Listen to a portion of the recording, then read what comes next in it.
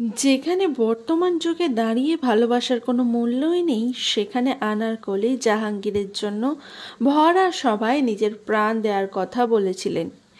নমস্কার, আমি বিথিকা। আপনারা আছেন গল্পে বিথিকা ইউটিউব চ্যানেলের সাথে।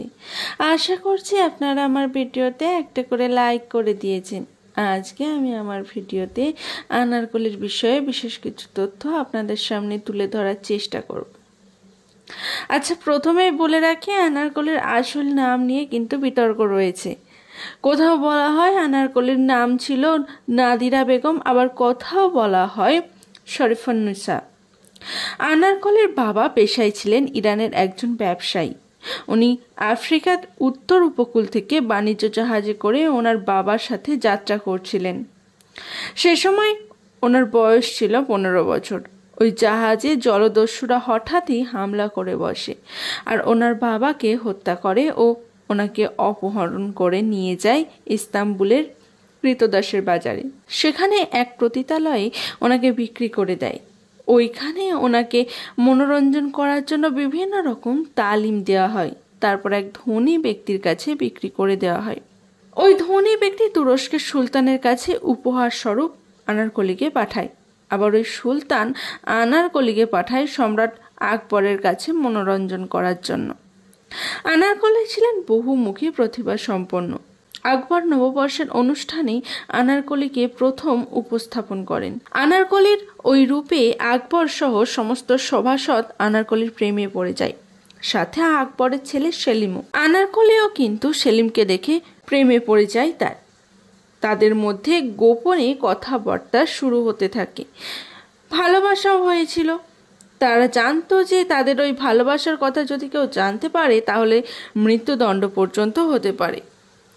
যখন আনারকলি সেলিমের সাথে সম্পর্কে জড়িয়েছিলেন তখন তার বয়স ছিল 40। কিন্তু সত্য তো বেশি দিন চাপা থাকে না।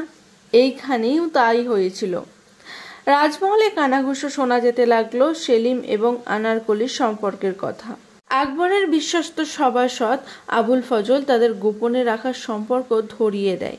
ধরা পড়ে যাওয়ার পর আকবর হত্যা করে দেওয়ার কথা বলেছিলেন আনারকলিকে, কিন্তু সেলিম ওই সময় আনারকলিকে নিয়ে অন্যত্র পালিয়ে যান এবং সেলিম আকবরের বিরুদ্ধে যুদ্ধ ঘোষণা করেন। ওই যুদ্ধে হেরে গিয়েছিলেন সেলিম। আকবরের বিরুদ্ধে যুদ্ধ ঘোষণা করার জন্য সেলিমকে মেরে ফেলার কথা বলেন আকবর। এই দেখে সমস্ত কিছু আনারকলি নিজের কাঁধে নিয়ে নেয় এবং তাকে মৃত্যুদণ্ড দেওয়া হয়েছিল। কিন্তু আনারকলির নামের মতো ওনার মৃত্যু নিয়েও বিতর্কের শেষ নেই। অনেকের মতে নাকি জীবন্ত অবস্থায় আনারকলিকে রেখে দেওয়া হয়েছিল এবং দেয়াল তুলে দেওয়া হয়েছিল। আবার অনেকের মতে আনারকলি গুপ্তর পথ ধরেই দেশের বাইরে পালিয়ে গিয়েছিলেন। ওদিকে আবার মোগলদের ইতিহাস ঘাঁটলে কোথাও আনারকলির নামটুকু খুঁজে পাওয়া যায় না।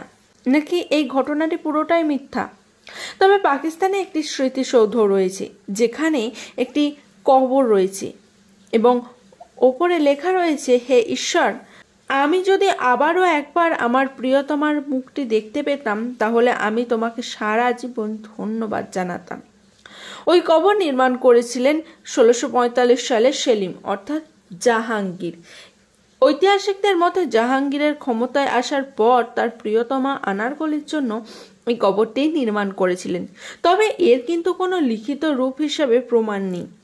এখানে কিন্তু আনারকলির নামে একটি বাজার রয়েছে এবং লাহোরে প্রত্যেকটা মানুষ আনারকলি সম্পর্কে জানে। আনারকলি সম্পর্কে জেনে কেমন লাগলো তা আমাকে জানাতে কিন্তু একদম ভুলবেন না।